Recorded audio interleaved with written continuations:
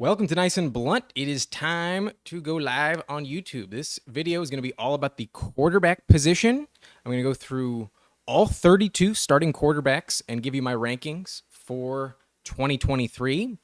But before we get started, if you'd like to support the channel, if you appreciate this content, please subscribe to this channel. Really helps with everything supporting my work, letting me know that you want more of it. And if you want all of my rankings, if you also want all of my waiver wire picks over the course of the season, you can find that on patreon.com/niceandblunt. The link is in the description. And for only $4.20 a month, you will get all exclusive access to premium content that is only available on Patreon for members. So with that in mind, we will get going. And similar to yesterday's video, I am going to be incorporating the blunt score as I've introduced in my latest video. This is going to be a little bit different because the quarterback position is so unique. The scoring not only involves passing stats, but also rushing stats. So just to break down how I get this number, let me explain. The quarterback blunt score formula is as such. We have 100 total points, and once we get this final number, we divide by 100, but we assign 23 points to rushing points per game, 22 points to passing points per game. So trying to even it out, even though those rushing stats are a little bit more heavily skewed. We're giving 18 points to rushing touchdowns, 12 points to passing touchdowns because they are typically worth 1.5 times. You get 6 points for a rushing touchdown, only 4 for a passing touchdown. So that's how that goes.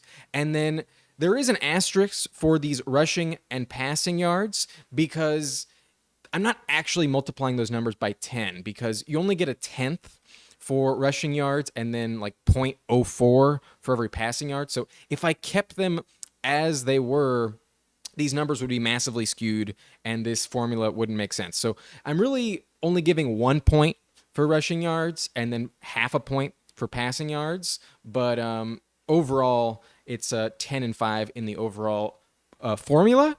And then rush attempts, which don't actually translate to points, but they are relevant in terms of volume. You want those rushing stats. It's a bit of a cheat code, especially in fantasy football. That's 7 points. And then passing attempts, you also want to lean into the volume because the more throws they make, the more likely that they put up bigger numbers. So that also gets 3 points, a total of 100. We divide by 100, and we get this chart right here. There are a little bit of cherry pick stats. Those are the red stats, so those ones are a little bit less viable, but we will mention them because it is somewhat relevant as we go through this. Like sometimes you want a cherry pick sample size to project for the future. Sometimes it's also just not as emblematic of what to expect when you look at the full season stats. But the blue stats are full season stats. Like that's the biggest sample size. Those are the most legitimate stats. And then any of the stats in green are really just too small of a sample size to really believe in. And it's like one game that's giving me these numbers. So we will go through it and I will tell you if I think these quarterbacks will be better this season or worse. And based on this info, once we've gone through all the positions, every quarterback, we will get into the rankings and break them down into tiers. So let's get it going. Let's start at the top with this number 1 ranked quarterback. A score of 8.3 is absolutely elite. The highest ranked quarterback last season was Jalen Hurts on a per game basis. And if you remember yesterday's video, a score of 8.3 is a top 10 wide receiver. That's the same basically score as A.J. Brown and C.D. Lamb. So you could honestly make an argument that you need to be drafting Jalen Hurts alongside them. But obviously, because there's fewer at the position, you probably want to wait until the late second round to probably hit that quarterback position. But clearly, like there's a massive tier break. Like this, one thing I love about this chart is that it really shows you just how much of an advantage you get from having one of those elite quarterbacks. So number 1 is Jalen Hurts, and I don't think he's going to be worse. If anything, I think he's going to be just as good, if not possibly a little bit better, because I think Devontae Smith is starting to really come into his own. I expect another step for him in year 3.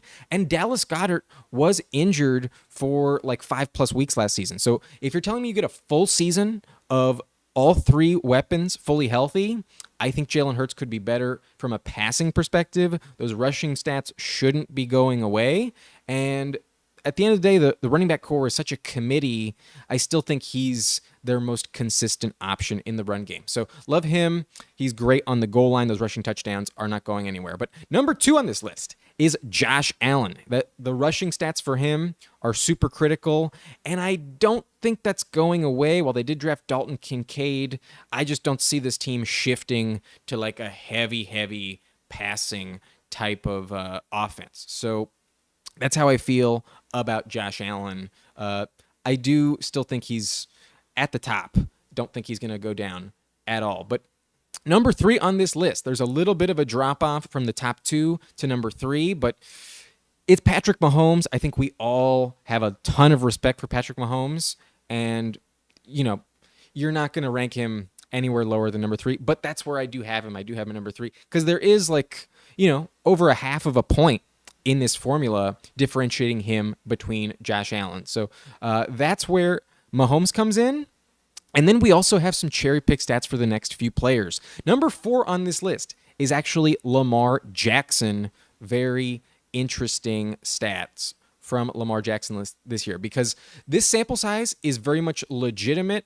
Up until this point, every quarterback was at least 15 games. But Lamar, this number is only being derived from 11 healthy games last season. So there is a chance that he gets hurt this year. He hasn't played in December the last 2 seasons, but he did finally get his contract. So as long as he's not legitimately hurt, I don't think there's any chance of like a holdout situation. I think that kind of played a factor in last year, especially when he missed that playoff game. But this year he gets more weapons in the passing game in Zay Flowers and OBJ. And this stat right here is really interesting. This number above him, wait a minute, that's the one I want. This stat right here, 8.28, is the number for him, the blunt score for Lamar Jackson, in 5 games with a healthy Rashad Bateman. And that's only Rashad Bateman. So now he gets more weapons in the passing game. There's a chance he is, again, at that MVP level. Lamar Jackson has a truly elite ceiling, but there is a little bit of risk with injury. And overall, in his 11 healthy games last season, he was a little bit worse than Mahomes. So that's the variance with Lamar. He could be QB4 at worst. He could also be quarterback 2 in a best case scenario, equal footing with Jalen Hurts. So that's something to keep in mind in terms of the ceiling to project for Lamar Jackson. But next on the list is Joe Burrow, coming in at a score of 6.9. However, this is representative of his 16 games last season. Remember, Week 17 against the Bills was a canceled game, didn't finish it, so only 16 games for Joe Burrow. However, he did have some injuries to his receiving core last year. 4 games missed for Jamar Chase, 2 games missed for T. Higgins. If you look at the 10 games where he was playing with a healthy Jamar Chase and a healthy T. Higgins, he was actually coming in at 7.44, which is 1 decimal point higher than Patrick Mahomes. So these, I think, are the clear top 5 quarterbacks that we're looking at. Joe Burrow can be just as good, if not a tiny bit better than Patrick Mahomes. At the end of the day, he has a stronger receiving core, and Travis Kelce is 34 years old. If you told me Travis Kelce missed 5+ games this season, it's possible that Joe Burrow could be more valuable than Mahomes. But not going to rank him higher than that. Just saying that is a realm of possibility, something to consider. Burrow is also very much elite. But let's keep it moving. We have a lot of names to cover and want to keep this video under an hour. But next on the list is Justin Fields, and Fields had a very massive variance last year. This number of 6.88, it's completely on par with Joe Burrow, and it represents his 15 games played last season. So the biggest sample size you can take in year 2 with the current coaching staff that he has at the moment. However, if you want to cherry pick a little bit more, those first 5 games were probably not going to be his best. He wasn't totally acclimated to this system. And if you only look at his last 10 games, he had a score of 8.21. That was on par with Jalen Hurts, even better than Josh Allen's stats. So there is a legitimate scenario where Justin Fields could finish as the number one quarterback overall in any given game. That is always a possibility. However, it's also worth keeping in mind that I think they want to be a little bit more pass heavy this year. That's why they traded for DJ Moore. They also are going to have a fully healthy Darnell Mooney. They also added Robert Tonyan, and they invested in the offensive line to, I think, protect him, keep him in the pocket a little bit longer. Some of his touchdown runs were like 50, 60, even like 70 yards last season. So while he can do that, that is in his arsenal. Are you really going to tell me that's going to happen every single week like it was happening pretty much like clockwork last season? Most likely it's going to regress a little bit. And while this is his ceiling, top 2, possibly number 1 overall, I think this is a little bit more emblematic of his floor, number 6 at the quarterback position, but still very much viable as a top 5 quarterback. Justin Fields is very much legitimate. One of the few quarterbacks that offers elite rushing ability. You know those rushing stats, very important for this stat.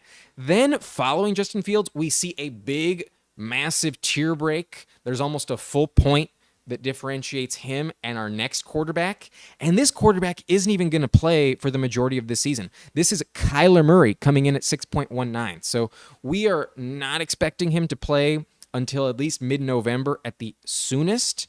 And that makes him like kind of irrelevant for this video. But this number is very specific to the 6 games that he played without DeAndre Hopkins. We know that Hopkins is no longer in Arizona, so that's something to keep in mind. So that's where Kyler comes in, but let's keep it moving. This next game, this next quarterback on this list, honestly was a big shocker when I found out what his score was. He's coming in at 6.09, and that is clearly top 10. It's Daniel Jones of the New York Giants. So maybe it is emblematic of the flawed nature of this formula because it really does give some like high value to those rushing stats. So maybe that's one reason why you don't want to fully believe in it, but it's also a reason to really believe in the ceiling because odds are in year 2 with Brian Daboll, he's going to be even better from a passing standpoint. It's not like his rushing capability is going anywhere, and he gets Darren Waller, hopefully going to stay fully healthy this season. That's a huge upgrade in terms of passing weapons. Hopefully Wan'Dale Robinson comes back healthy, but he also has Paris Campbell. He also has Darius Slayton. He also has Isaiah Hodgins. Sterling Shepard is also even there. And there's some legit upside with Daniel Jones. You can absolutely make the case that he should be a top 10 quarterback. That's what this formula would suggest. But he's pretty much on par with the next guy, Tua Tagovailoa. And Tua is probably going to miss some games. That's what happened last year. Those concussions are pretty scary with him. And this sample size is a little bit smaller than the average quarterback. It's only 12 healthy games that we're looking at for this number for Tua. So he has that elite ceiling. There were some games where he was top 5. But once the Chargers defense started to expose his weaknesses by playing press man coverage, by messing up the timing with his receivers, he was not the same player towards the end of the season. Also, you know, those concussions can take him out at any single point. So there is risk with Tua, but there's also top 10 upside and legitimate value as well. It's just kind of a how lucky do you feel type of investment when it comes to Tua staying healthy. But next on the list is a player that I think gets underrated, especially in terms of ADP, a little bit forgotten about. It's Geno Smith with a score of 5.89. And he also runs the ball. That's also very important to his game. But he threw for 30 passing touchdowns last season, and now he adds Jackson Smith-Njigba. I think he could be even better if he is indeed legit and going to be as good as he was last year. So 4,000 plus yards, 30 plus touchdowns. If that repeats like it did last season, Geno could very much be top 10. I think he is a little bit underrated. Great value in the ADP going in round 10. I love to draft Geno Smith around pick 115 on Underdog. I've taken him a lot whenever I can get him as a backup. But next on this list is a player I'm very high on, someone I expect to take a leap, and it's Trevor Lawrence of the Jacksonville Jaguars, because he's going to be in year 2 of the Doug Peterson offense. That's going to be definitely beneficial, definitely solid. And he gets Calvin Ridley added to this offense.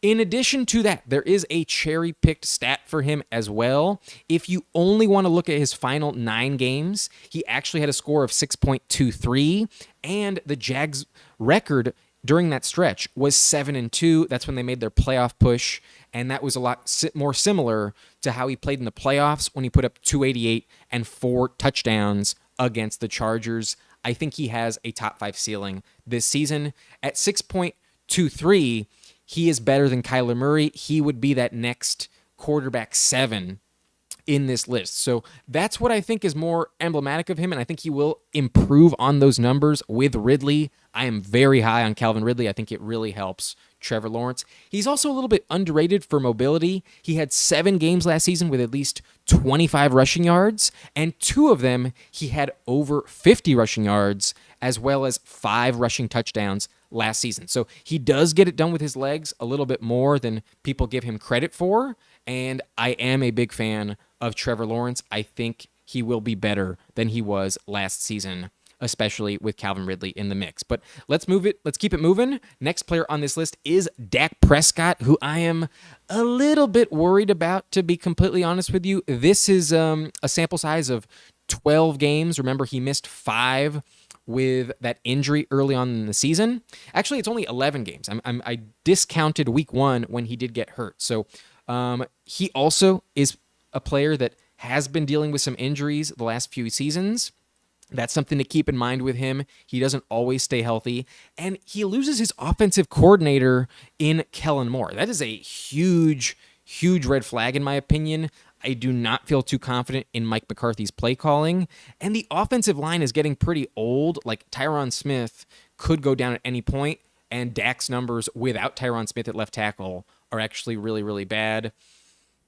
I am not a believer in Dak Prescott, to be completely honest with you, and I think he's going to be worse than this season. That's just my opinion. That's my gut call, intuition speaking. Maybe you disagree with me, but already he's outside the top 10, and he's really not the quarterback that has that top 5 ceiling like he did when he first came into the league. He's not running the ball anywhere near as much. And when he first came into the NFL, he had like 4 straight seasons with like 6 rushing touchdowns. That just hasn't been the case since he's gotten hurt. So Dak is a player I'm a little bit lower on, but this blunt score does have him higher than my boy, Justin Herbert. Justin Herbert comes in right behind Dak Prescott with a score of 5.41 last season.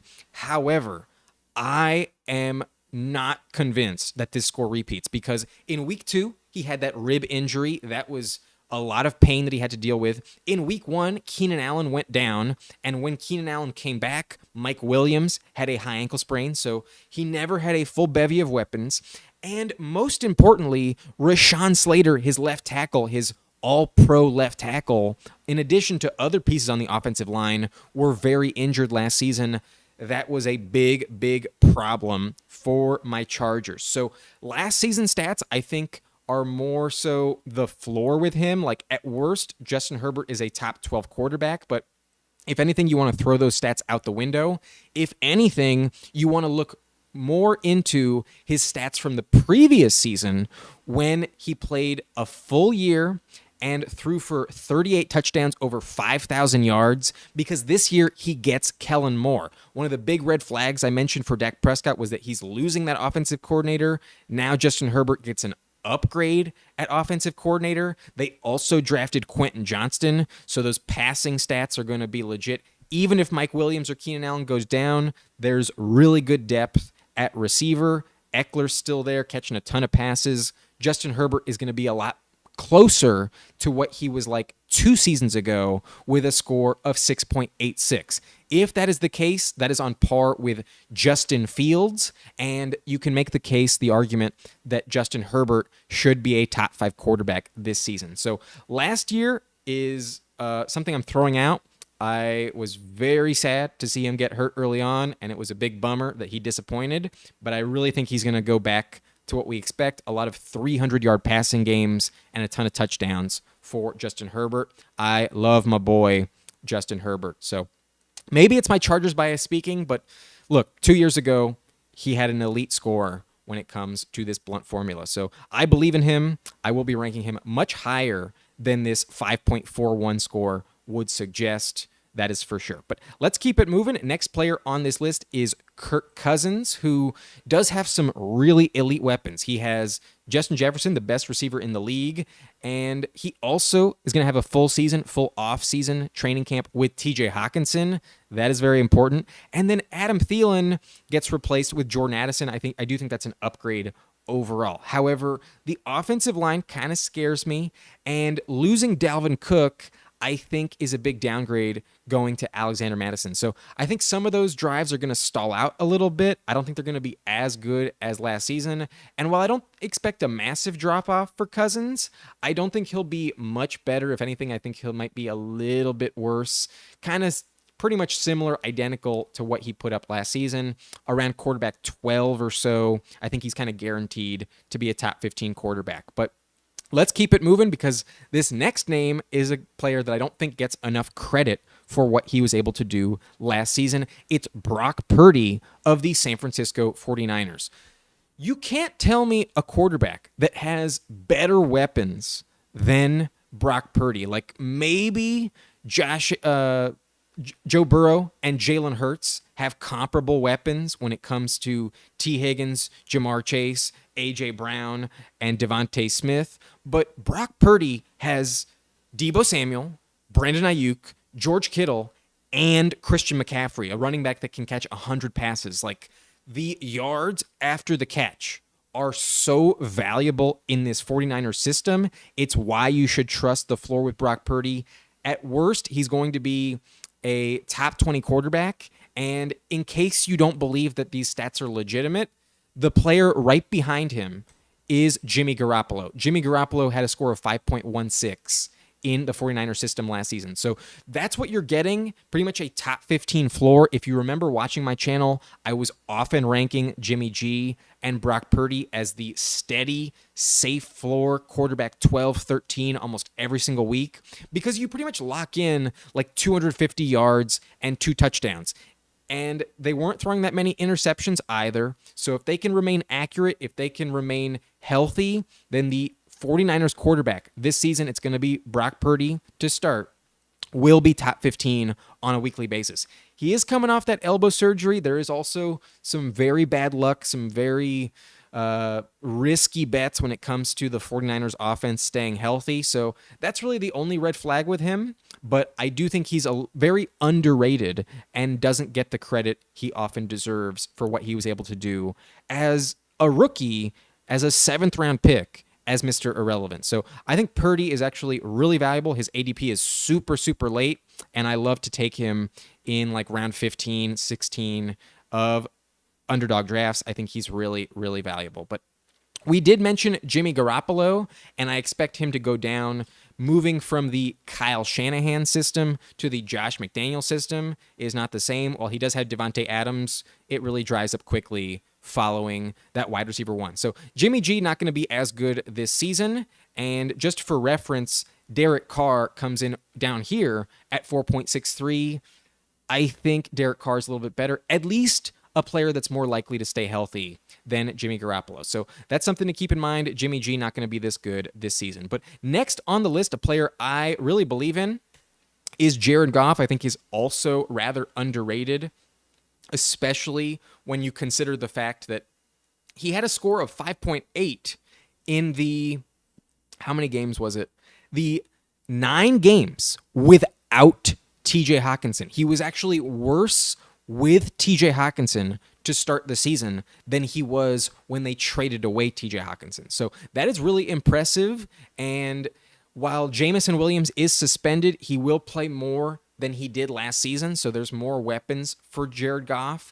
In this system, the Lions offense puts up a lot of points. They don't have the best defense, so there's a lot of garbage time as well. He plays amazing at home. He averages over 21 fantasy points per game at home. And while his road splits are not that impressive, if you know what to expect at home, you put him in your lineup, you stream him whenever he's at home, whenever he's in a dome, and you get really good points. I think week 1 against Kansas City is going to be a kind of a breakout game, if you can say that. I mean, he was pretty good last season. If he does put up this 5.8 number, he would be just as good, if not better, than Dak Prescott and Trevor Lawrence were last season. So he could possibly be a top 10 quarterback. He is very underrated and a player that I really like. I think his value in the 11th or 12th round is super, super strong on Underdog over there. But let's keep it moving. This next player is extremely, extremely polarizing. And according to the poll, I would assume 4 people have voted because Russell Wilson is currently the leader in our poll question. I asked you which quarterback is going to have the best bounce back season in 2023. 75% of those of you who voted for Russell Wilson. And I mean, 5 points on this blunt score is actually not that bad. It's actually quarterback 18 on a per game basis, and that is exactly where Russell Wilson is being drafted on Underdog at the moment. So if he doesn't improve at all, you are getting him at his floor at quarterback 18. If Sean Payton can unlock him, he will be better, and you will definitely outscore the ADP that you're getting Russell Wilson at on Underdog. So I'm going to be honest with you. He's actually my highest drafted quarterback. I don't love that fact. I was kind of shocked when I found out, but I draft Jerry Jeudy a ton. I draft Javonte Williams a ton. I draft Marvin Mims and Greg Dulcich a lot. So I justify it with the stack. I almost never take him as my quarterback 1, though. He's almost always my backup. But here's the thing. He did play 2 games without Nathaniel Hackett, and his score in those 2 games was 7.61. That is better than Patrick Mahomes on this formula. So maybe you're going to tell me this formula needs to be readjusted. Maybe you're going to tell me this blunt score is full of shit. But look, it's a very small sample size. It's 2 games. I should probably put it in green for something that's just worth throwing out. But if you want to cherry pick what it's like without Nathaniel Hackett, Russell Wilson was actually a top 5 quarterback in those final 2 games without him. So I'm not saying he's going to finish top 5. I'm just telling you what the formula tells me.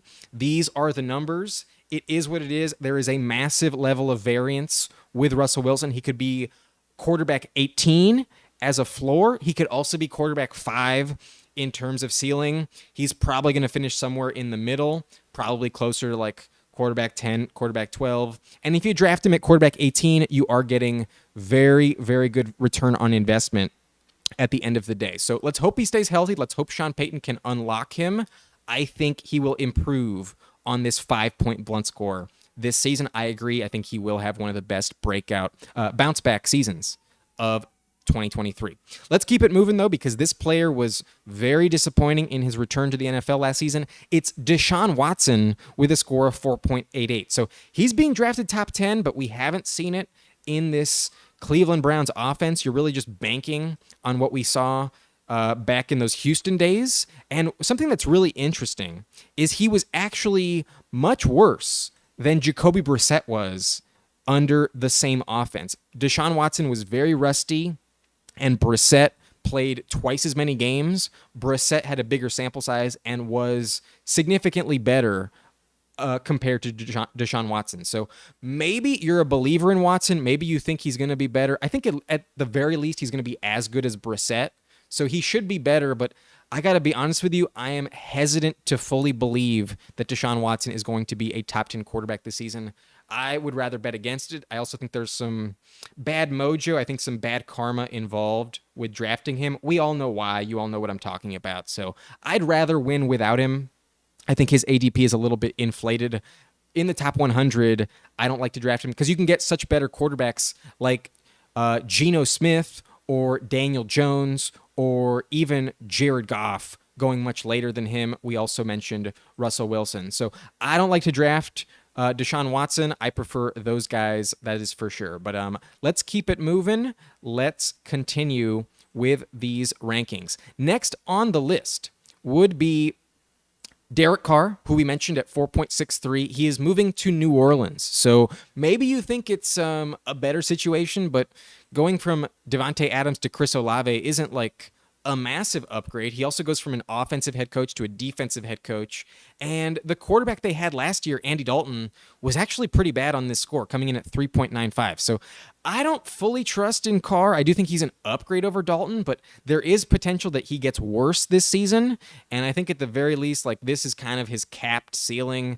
I don't really see him eclipsing 5 points on the blunt score. So Carr is kind of not a player I'm really dying to draft. He's fine. He's whatever, but I think there's better values, some higher ceilings later on in the ADP. Next on this list is Aaron Rodgers, who had a very, very poor season last year in Green Bay, but it was expected once they traded away Devontae Adams and had all those rookie receivers.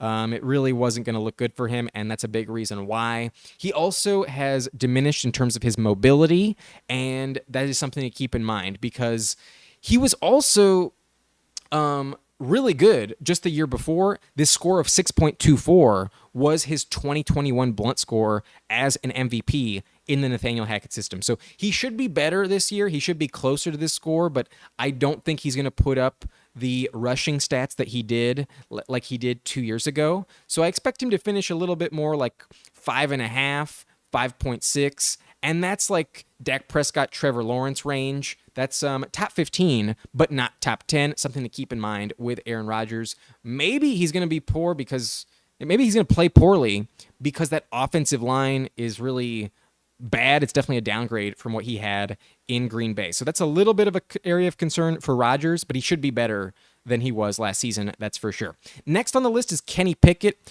and this is not super cherry-picked, but it is worth mentioning. It's only 10 full healthy games as the starter. He came in as quarterback 22 in these overall rankings, so he's okay, decent floor, but if you expect him to be better, then you're expecting a leap that we haven't seen from him. But next on the list is Mac Jones, and you would think Mac Jones was better 2 seasons ago when he had a legit offensive coordinator in Josh McDaniels. But guess what? The season before last year, his score was 4.34. It was literally identical numbers when it comes to this blunt score between Josh McDaniels, or offensive coordinator, and Matt Patricia. So I don't think Bill O'Brien is really going to move the needle for him. I think Mac Jones is extremely underwhelming. No thank you with Mac Jones. But Ryan Tannehill was injured last year. His job is also on the line. They have 2 backup quarterbacks that they drafted the last 2 seasons behind him, and he could get benched at any point. He could also get hurt again, wouldn't shock you. But it is worth mentioning, in 2 games when he was finally clicking with Treylon Burks, his score went up to 5.14, so a little bit more impressive. And this year he gets DeAndre Hopkins. He should be better this season, should be higher than a 5-point score on the blunt formula. So he's okay, a little bit underrated, but he needs those rushing stats to hit in order to really be viable in your starting lineup. But next on the list is an extremely polarizing player, a true definition of boom bust, and that's Matthew Stafford of the LA Rams. He barely played last season. He was also injured, and his offensive line was extremely depleted. He was also dealing with a back injury, and that's why he only comes in as quarterback 25 on this list. Very underwhelming stats. But remember, he has a much higher ceiling. If we look back at the season from 2 years ago, where he won the Super Bowl and put up almost 4,900 passing yards, 40-plus touchdowns, 17 interceptions. He had a score of 5.97. That is way, way better. Those are like Tua numbers. That's like Daniel Jones. That's like Geno Smith. So he could be top 10 if he can relive that glory. But the offensive line is still pretty bad, so I expect it to be better than last year, but not amazing. He could also go down with injury at any time. Stetson Bennett might start more games than Stafford this year, something to keep in mind. But that ceiling is definitely higher than it was last season. Next on the list, though, is Desmond Ridder. Ridder was really, really bad in this formula. He also did not have the rushing stats that Mariota did. So Mariota was way better on this formula, but Ridder was way more underwhelming. He did play those 4 games without Kyle Pitts, however, so that's something to keep in mind that should help him. And he's also going to get a full training camp, full offseason to get those quarterback 1 reps in training camp. He should improve from this number, but it's not impressive, not something to really be excited about when you look at those 4 games that he started last season. They drafted Bijan Robinson, so it's going to be a heavy pass-first offense this year, run-first offense, this year in Atlanta. But let's keep it moving. Let's mention Baker Mayfield, who was really, really low ranked on this list at 3.33. And these are 5 games with Sean McVay as his offensive coordinator and head coach. So in Tampa Bay, while he does have some legit weapons, they are better when it comes to Mike Evans and Chris Godwin and Rachaad White. Like, you can't tell me that the offensive coordinator system is better with what it is in Tampa Bay. So I'm not excited, and Brady only came in at 5.08, so not super impressive either. Brady was really underwhelming last season, so Baker might be a little bit better, a little bit closer to Brady, but I can barely see him cracking 4 points on this formula. If anything, I feel like Kyle Trask is going to get some starts. It's not like Baker is going to be like a guaranteed starter all season long. I think the Buccaneers are going to be tanking for Caleb Williams. So not excited with Baker at all, but he's at least not as bad as Colt McCoy. Colt McCoy is the lowest ranked player in this formula, and it's really concerning when it comes to what to expect for the Arizona Cardinals this season. Marquise Brown really going to lose some value with Colt McCoy under center. But there are a few other players that are extremely difficult to project, and this is a guy who has only played 1 game in the NFL, so this number is extremely fluky.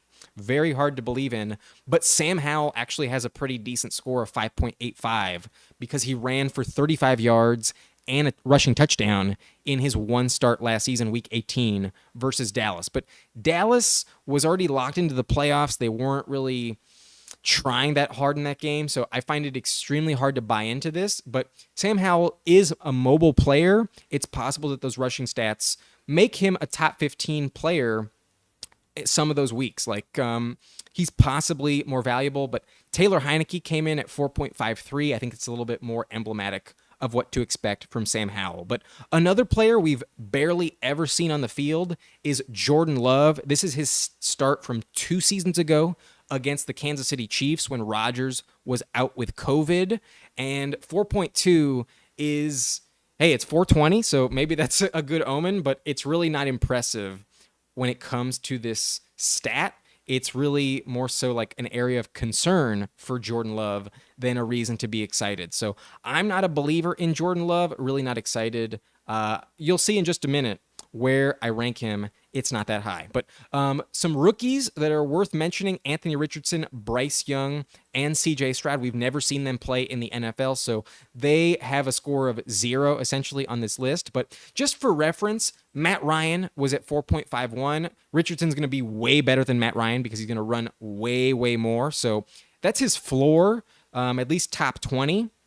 But for Bryce Young, Sam Darnold, in his 6 healthy games last season, had a score of 4.71. So kind of legit, a little bit better than you might expect. And Bryce Young is definitely better than Sam Darnold, also a little bit more mobile. So I think Bryce Young is actually kind of somewhat interesting, could crack the top 20. Wouldn't shock me if that happened. But last on the list is CJ Stroud, and the only player we can compare in that system in Houston was Davis Mills with a score of 4.04. So I would not be drafting CJ Stroud. I'm not excited about him at all. He needs to start running the ball in order for those stats to go up, and his receiving core is really not that impressive. So we have finished this portion of the video. Now we can head over to the rankings, and we're already at 40 minutes. I'm going to try and breeze through these a little bit faster, but these are the tiers. We are going to mention these quarterbacks in broken down in terms of tiers, and we're going to start with the elite tier. I think it's kind of obvious. These names at the top shouldn't really shock you at all. Number 1, we have Jalen Hurts. He had the highest score of any player in the Blunt score, as we mentioned, and on a per game basis, he was the QB1 last year. I expect that to repeat. The offensive line is amazing in Philadelphia, and the weapons are some of the best in the league, if not the best, in terms of wide receiver 1, wide receiver 2, and tight end. So Jalen Hurts, number 1. Number 2, I'm sticking with Josh Allen. Maybe there's some regression, but I think Dalton Kincaid is going to help them a little bit. And Allen still runs the ball more than Mahomes. So these are the 3 elite quarterbacks, but I do have Mahomes at number 3. I think Jalen Hurts is the most valuable, but it's really not that big of a difference between him and Josh Allen. And Mahomes should probably be maybe a little bit better this season with some more viable receiving threats.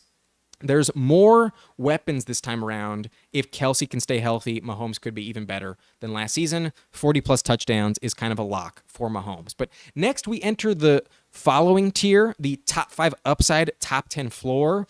And 2 of these players I do have ranked inside the top 5. So I am expecting really good seasons from Joe Burrow and Lamar Jackson. I have Burrow at number 4, Lamar at number 5. However, there is a slight injury concern with these 2 players. However, Burrow is injured at the moment with a calf strain. It's possible that he misses the majority of September. It's also possible that he doesn't miss any single time and he's ready week 1. I think that's more likely. So that's why I prefer Joe Burrow over Lamar. Lamar does have a higher ceiling, but he has missed the month of December the last 2 seasons. And if you are going to miss time, I would much rather invest in a quarterback that misses September rather than December in the fantasy playoffs. So that's why I have Lamar at number 5. His ceiling is a little bit higher than Joe Burrow, but I think the floor is highest with Burrow. And those stats with Burrow were almost identical to Mahomes. In the first portion of the video, the blunt score spoke for itself. But at number 6, I have Justin Fields, who could also finish top 3. Very, very high upside. But at the end of the day, we've seen his passing ability be the least viable of any quarterback that we've mentioned up to this point. So you're banking on the rushing stats. They could definitely repeat, but they could definitely be scaled back as well. And that's why, while I do want to invest in the ceiling, I only have him at number 6. I would rather have Joe Burrow and Lamar Jackson over Justin Fields. But at quarterback 7, I mentioned the ceiling from 2 years ago. I'm a believer it will repeat. Justin Herbert is my quarterback 7. I think he's going to be guaranteed top 10 this season, and there is a legitimate scenario where he finishes as quarterback 4 or quarterback 5. I love the upside with my boy Justin Herbert. I am a Chargers fan, so keep that in mind, but that's where he's being drafted on Underdog. Everyone agrees with me, at least when it comes to that ADP. But number 8 on this list is Trevor Lawrence, who I think will take another step in year 3. Getting Calvin Ridley is a huge, huge upgrade over Christian Kirk as the wide receiver 1, and I could definitely see 40-plus touchdowns for Trevor Lawrence. I could also see them being the number 1 seed overall in the AFC, and their schedule is beautiful. Their defense also isn't amazing, so there should be some shootout potential for Trevor Lawrence, and it's year 2 with Doug Peterson. I think he will be improved. These are my top 8 quarterbacks. They all have top 5 upside, and they also have a floor inside the top 10. So these guys are pretty much guaranteed starters. If you're in one of those 1 quarterback leagues where you can only start 1 every single week, I think these are the guys you need in order to compete. Everyone else is kind of a bit of a streamer moving forward. However, the floor is very high with these guys. There's also some very high upside, and this next tier are the guaranteed top 15, although there's only 13 that get through this list. But at number 9, I am going with Tua Tagovailoa. Yes, there is some injury risk, but when he's good, he is amazing. He can absolutely finish as a top 5 quarterback as well, but he does not have that top 10 floor because of the concussion concerns. He could miss half the season. He could go down in week 3, and no one would be shocked. He might retire before we hit October. That is the risk involved with Tua. But if he can somehow stay healthy, he could finish as the quarterback 6 when the season is all said and done. I think Tua is extremely worth it, and the risk is definitely worth it. I do want to back up for sure, though. I don't want to go into the season with Tua as my only starting quarterback. But that's kind of the case for everyone moving forward. However, the rushing upside is something that is definitely worth considering. And that's why at quarterback 10, I have Daniel Jones of the New York Giants. Only 5 interceptions last season. And while the passing touchdowns were pretty underwhelming, only 15, those rushing stats are amazing. He gets Darren Waller added to this offense, so those passing touchdowns should go up. And in year 2 in Brian Daboll's system, I think he will be more comfortable. I trust the offensive coordinator, and I want to invest in Brian Daboll. That's why I trust Daniel Jones at quarterback 10. Those rushing stats are so valuable. We mentioned his numbers in the Blunt score. He came in top 10. I think that's where he should be drafted at number 10. But number 11 is Geno Smith, and he is very underrated. The rushing stats are there. They're not as good as Daniel Jones, however, so that's why I have him behind Daniel Jones.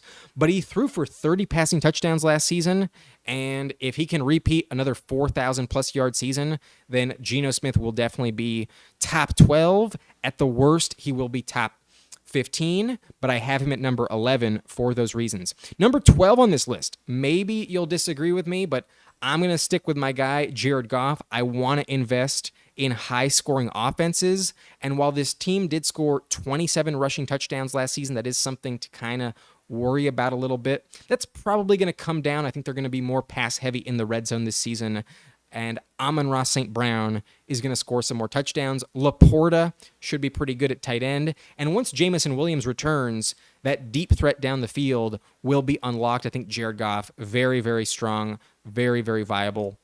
My quarterback 12 this season, but I view him pretty much identically to Kirk Cousins, extremely high floor, also an offensive system that you can really trust, some really good weapons, but I expect a little bit of a scale back for Kirk Cousins this year. That's why I have him at number 13. Very, very safe, however, really a guaranteed top 15 floor. Now we move on to the 4th tier, where you could literally make the case that these guys are going to finish top 10. There is a possibility that that happens for all of these players. However, they are extremely boom or bust. There is also a scenario where they don't finish inside the top 20 and really disappoint you. If you go into the season with these guys as your only quarterback, as your quarterback 1, I think you're going to regret it. I am not a confident believer in their floors, but their ceilings are definitely top 10. And first on this list, coming in at number 14 in my quarterback rankings, is Deshaun Watson of the Cleveland Browns. So I rank him significantly lower than his ADP on Underdog. There is some high ceiling with him if he can really reclaim that upside like we saw in Houston. But at the end of the day, this is a run-first offense with Nick Chubb, and I kind of want to believe a little bit more in the rust that we saw last year than the ceiling we saw 3 years ago in Houston. So I would rather pass on Deshaun Watson, but I can't pretend like he doesn't have really high upside. If I'm wrong, I will look way too low on him. But at quarterback 14, I think that's fair. That's where I'm going to settle on Deshaun Watson. Very, very boom bust. That is for sure. But another player that's a bit boom bust is Aaron Rodgers moving to the Jets offense. That offensive line does worry me, but overall the receiving weapons are going to be better than last year. However, the run game is also much better than the Packers had last season. So I don't know if he's going to have the highest passing volume of his career, and Nathaniel Hackett should be good for him, but let's be honest, Rodgers is really the offensive coordinator, not Nathaniel Hackett. So Rodgers is fine. I think he's pretty safe because of Garrett Wilson. That really, really makes me feel comfortable. But at quarterback 15, I sometimes feel like I'm a little bit high on him. He also has that bust potential, could be as bad as he was last year. Wouldn't shock me if that happened, but could also have many games inside the top 10. I'm very tempted to also rank him in the same range as like Daniel Jones, Geno Smith, but I have him at 15 for those reasons. Next on the list at number 16 is Anthony Richardson, who is extremely difficult to predict. There's going to be some terrible games for him, a big learning curve, but he's going to have a very, very big contribution when it comes to those rushing stats. So there's potential for a top 10 finish if he puts up like Justin Fields numbers in the run game. Like if you're telling me he has 800 plus rushing yards this season and like 7 rushing touchdowns, then he's probably going to finish closer to quarterback 10 as opposed to quarterback 16. But there's also potential that he barely finishes top 20, and he is the true definition of a boom-bust quarterback this season. But another guy that's very much boom-bust, who you seem to believe in the poll, I seem to believe in as well, it's Russell Wilson, who I have at quarterback 17. I'm tempted to rank him much higher, but there's a lot of risk. He looked a bit washed last season, and as much as I want to believe in Sean Payton, it's not like the weapons are that much better. Javonte Williams could go down with injury. Samaje Perine doesn't excite me. So you're really just believing in Sean Payton to get this shit sorted out. I don't really believe in that top 5 ceiling, as we mentioned. But at the very least, I do think this ranking represents his floor. I think quarterback 18, like we saw last year, is the worst case scenario for him, and that's where he's being drafted right now. So it's not the big investment at like quarterback 8 like it was last season. It's way, way more affordable, and I think there's a lot less risk baked into Russell Wilson's price. But there's also a scenario where he gets benched because he's just so terrible. If Sean Payton gets tired of him, he could pivot to Jarrett Stidham. That wouldn't shock me. But next on the list is probably a player you've been waiting to hear on this list. It's Dak Prescott, who I've mentioned multiple times in this video. I'm just not a believer. I really don't trust Dak Prescott at all this season without Kellen Moore. I think he's going to throw more interceptions, could also go down with injury, and the offensive line scares me like crazy. So I do not trust in Mike McCarthy, and that's why I have Dak Prescott at quarterback 18. But at number 19, I have Brock Purdy, who I feel is a little bit low on this list. I kind of want to rank him closer to number 14, to be honest with you, especially when he's healthy. I'm going to rank him inside the top 15 very consistently, but I'm a little bit worried he goes down with injury. He's coming off that elbow surgery, and according to reports, the most consistent quarterback in camp has actually been Sam Darnold. So Sam Darnold is his backup, but Purdy could lose his job at some point. If he doesn't play well, if he goes down with injury, that's definitely a possibility. Wouldn't be shocked to see Darnold start some games for the 49ers this season. So Purdy is also boom bust, but one of the safest in this tier, in my opinion. But another player that's truly the definition of boom bust, coming in at quarterback 20 on this list, is Matthew Stafford. He could definitely finish top 10 if he's as good as he was 2 seasons ago, but he could also finish outside the top 25 if he goes down with another back injury early in the season. So hard to trust him, but these players in this tier have top 10 upside any single week. They could also put up like 5 fantasy points as well, throw a ton of interceptions. Maybe not Rodgers. I don't think Rodgers is going to throw interceptions, but could definitely really underwhelm if you go into the season with them as your starter. So these are really the only quarterbacks I would be considering to start at the beginning of the season, but I'm going to rank all 32 because I know many of you play in those super flex leagues, those 2 quarterback formats, and it's also kind of fun to go through the entire league and rank every quarterback. So now we're moving on to the matchup dependent streamers. All of these quarterbacks I have ranked outside the top 20, so don't expect much from these guys, but in those 2 quarterback settings, you do want to roster them for the depth. At number 21, I have Derek Carr. He should have a decent floor, but not many spike weeks. He's very matchup dependent in the system, especially if Taysom Hill steals some goal line touches from him. But Kenny Pickett at number 22 is a little bit more mobile than he gets credit for. I think the Steelers will be much better than last year. However, the strength of this team is really their defense, and that's why he doesn't really need to be elite in order for them to win. So he's just at number 22. He's fine, but nothing amazing. Number 23, I have Bryce Young, who could shock us, could finish way higher than this inside the top 20, but I think he's going to have a very tough time getting acclimated to the NFL. Frank Reich's offenses usually sputter in the beginning of the season. He's probably going to start off like 1-5 and then finish with like a lot of wins.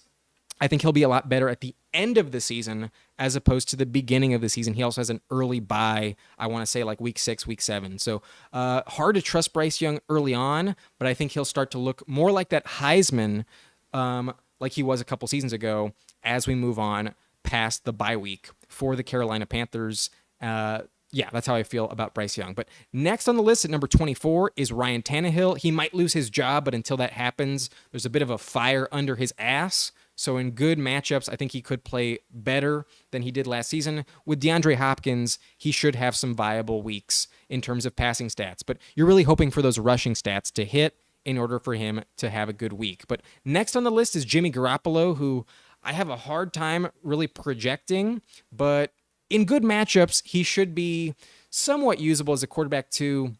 Much more of a depth piece, definitely just a streamer. Could also lose his job very early on if he goes down with injury. That usually happens at some point with Jimmy G. But next on the list, I have Mac Jones, who's probably going to play a full season, but has really a low ceiling. He's just a floor play, nothing else. And I'm really underwhelmed with having him on my team. No thank you with any of these players. But the final tier are the blind faith bench warmers. If you're only in a one quarterback setting, leave these guys on the waiver wire. You do not want them clogging up your roster. However, if you are in a super flex format, might as well take a shot on them. I might be wrong. They might be way better than I'm projecting. But at the moment, we have nowhere near enough sample size to project that to be the case. And you are really just taking a shot in the dark, hoping for the best. But it's really blind faith that you're going on. So at number, 27, I have Sam Howell. He is the most mobile player in this tier, so that's what you're banking on, but he could lose his job to Jacoby Brissett. Wouldn't shock me. I am not a believer in Washington, although they do have some good weapons in Jahan Dotson and Terry McLaurin in that order. But next on the list is Jordan Love. He's really low on this list at number 28, so maybe you think I'm really disrespecting him, but there's nothing that we've ever seen to make you really confident that Jordan Love is a top 20 quarterback. I have not drafted him a single time, maybe like once for the Christian Watson stack, but I'm really not drafting Jordan Love at all this season. Next on the list at 29, I have Desmond Ridder, who is in a run-first offense, not going to be super viable, but maybe with Kyle Pitts and a full training camp to get ready in this system, maybe he's way better, but again, you're going on faith. It's really hard to project what to expect from Desmond Ridder. But it's also extremely difficult to project CJ Stroud in a bad offense with very few weapons. I am not interested in CJ Stroud. I have him at quarterback 30, and I think he's going to have a very rough go to start the season.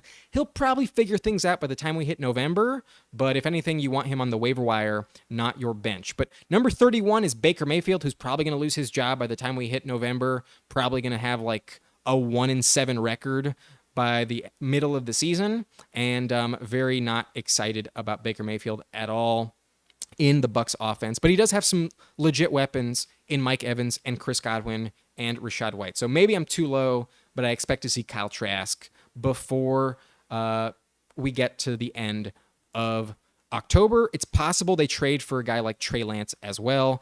I have a really hard time predicting what to expect. In Tampa, I'd rather just bet against it. But at number 32, we have Colt McCoy, who could play a full season, could get benched in week 2 for David Blau or Clayton Tune.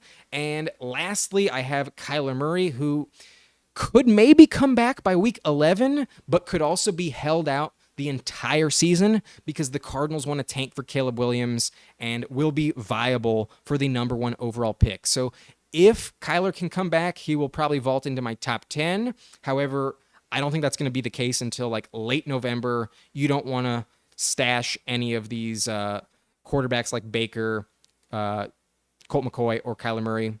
Really hard to predict what to expect from all of them. But those are my rankings. In the elite tier, we have Jalen Hurts at number 1, followed by Josh Allen, number 2, Patrick Mahomes, number 3.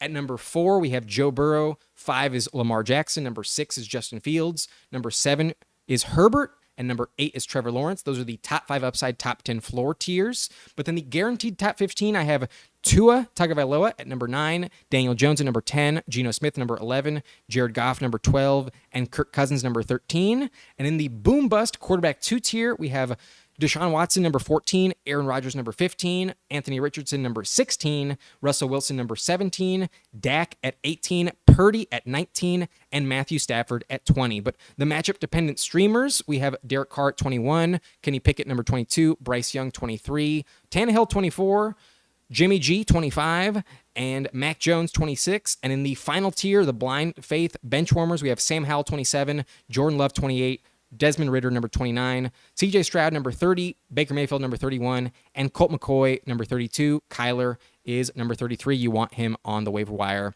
later in the season once he comes back. But let's check the poll. It looks like Russell Wilson has fallen to 50%. Let's see who he is competing with in this poll. We have Russell Wilson at 50%, Deshaun Watson at 33%, Aaron Rodgers at 16%, and Matthew Stafford at 0%. There were 6 votes, so 3 people said Russ, 2 said Deshaun, and 1 said Rodgers. I think Russ is probably the answer there, but it's just because he's going to bounce back from so much of a downfall. Like, Watson doesn't have to be that much better in order to improve. Neither does Rodgers. Russell Wilson was really bad last season. So he's the one who won the poll. Very interesting. But let's just check the comments. Max Trinko, how we doing? We doing very well. It's hot as fuck in Minnesota, in Minneapolis today. So that's why the air conditioning is on in the background. I hope it wasn't a big distraction through this video. I needed it. That's for sure. But looks like you took Josh Allen over Mahomes in your home league. I would have done the same, my friend. Good call. Goat mode. King Fields, I mean, he is your profile picture. You are a Chicago Bears fan, so you are a little bit biased, but he could definitely be top 3, that is for sure. But Eric Caps, you took Fields with Richardson as a backup. There's that elite rushing upside. The floor is a little bit concerning, but when it comes to the rushing stats, that's definitely a good strategy. I am a fan. So that's going to wrap up this video. If you've enjoyed, then make sure you subscribe to the channel.